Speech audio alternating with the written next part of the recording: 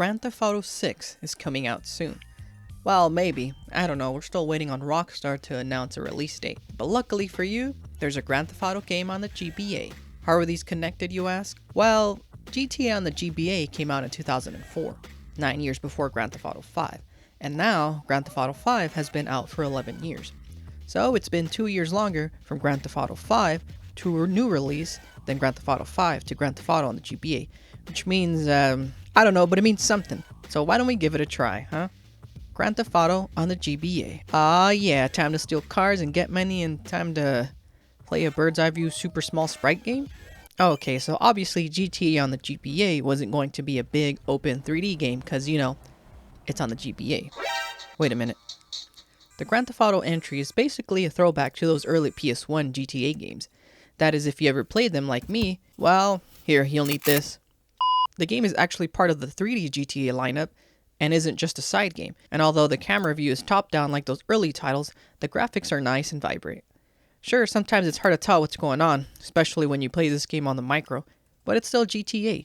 You can steal cars, buy weapons out of ammunition, get stars, do taxi work, cause chaos, and most importantly of all, jump out of a moving vehicle. Especially when you're driving into a body of water because you can't swim in the game. In fact, you can't even go in the water. Driver 3-1, GTA Advance 0. Well, it makes sense because the game is a prequel to GTA 3 and is set in Liberty City, and you couldn't swim in those GTA games yet, according to the lore. Being Grand Theft Auto, there are, of course, missions. You play them out of this restaurant here and you get sent to pick up money, cars, beat up other gangsters, and other missions. There's races and side missions as per usual. Ambulance work aside from the taxi work as well. You can go to the airport, but you can't fly these planes. And in good old-fashioned GTA games, there are cheat codes, just like the good old days. You just hit some button combinations, and bam, money cheat codes, weapons, health. You can lower or raise your wanted levels. Nowadays, the cheat codes in Grand Theft Auto are taking out your credit card. I enjoyed the game more than I thought I would. There's plenty of missions and variety, but just driving around and causing chaos is fun on the GBA. It got me to play GTA games how I used to play them. You know, just exploring the map, messing around, destroying stuff, causing traffic jams.